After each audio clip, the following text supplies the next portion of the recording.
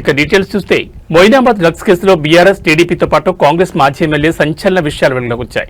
తెలంగాణ రాజకీయాల్లో డ్రగ్స్ కలకలం రేపుతున్నాయి. రంగారెడ్డి జిల్లా మొయినాబాద్ వేదికగా జరిగిన డ్రగ్స్ పార్టీ ఉదంతం ఇప్పుడు 2 తెలుగు రాష్ట్రాలను కుదిపేస్తోంది. వ్యాపారవేత్తలు, రియల్టర్లే కాదు ఏకంగా ఎంపీలు, ఎమ్మెల్యేల పేర్లు బయటకు రావడంతో ఈ వ్యవహారం రాజకీయంగా పెనుదుమారానికి దారితీసింది. ఈ పార్టీలో పాల్గొన్న మొత్తం 11 మందిలో 6గురికి డ్రగ్ పాజిటివ్ వచ్చినట్లు ఈగల్ ఎస్పీ గిరిధర్ అధికారికంగా ధృవీకరించారు. బీఆర్ఎస్ మాజీ ఎమ్మెల్యే పైలట్ రోహిత్ రెడ్డితో పాటు టీడీపీ చెందిన ఏలూరు ఎంపీ పుట్టా మహేష్ కుమార్ కు డ్రగ్స్ తీసుకున్నట్లు నిర్ధారణ అయింది. ఎంపీకి తొలుత నిర్వహించిన ర్యాపిడ్ టెస్ట్ లో నెగిటివ్ వచ్చినప్పటికీ బ్లడ్ టెస్ట్ లో మాత్రం పాజిటివ్ అని తేలడం సంచలనంగా మారింది.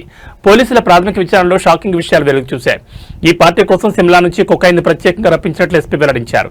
చట్టం ముందు అందరూ సమానమేనని, ఎంపీ అయినా ఎమ్మెల్యే అయినా వదిలే ప్రసక్తే లేదంటూ SP Giridhar clear cut warning ఇచ్చారు. ఈ కేసులో రాజస్థాన్ చెందిన ఓ మాజీ కాంగ్రెస్ ఎమ్మెల్యే పేరు కూడా వినిపిస్తుండటంతో బీఆర్ఎస్, టీడీపీ, కాంగ్రెస్ 3 పార్టీల నేతల ప్రమేయంపై సర్వత్రా చర్చ నడుస్తోంది. అయితే తమ నేతలను కాపాడుకునేందుకు ఢిల్లీ స్థాయి నుంచి అధికారులపై ఒత్తిడి వస్తోందని, ఫోన్ కాల్స్ వెళ్తున్నాయని ప్రత్యర్థి పార్టీలు ఆరోపిస్తున్నాయి. అధికార కాలం ఒత్తిళ్లకు తలగుతుందా లేక డ్రగ్స్ మహమ్మారిని పెకిలించే దిశగా కఠిన చర్యలు తీసుకుంటుందా? ఈ కేసులో మరిన్ని అరెస్టులు ఉండే అవకాశం ఉందా? తెలియాలంటే వేచి చూడాల్సిందే.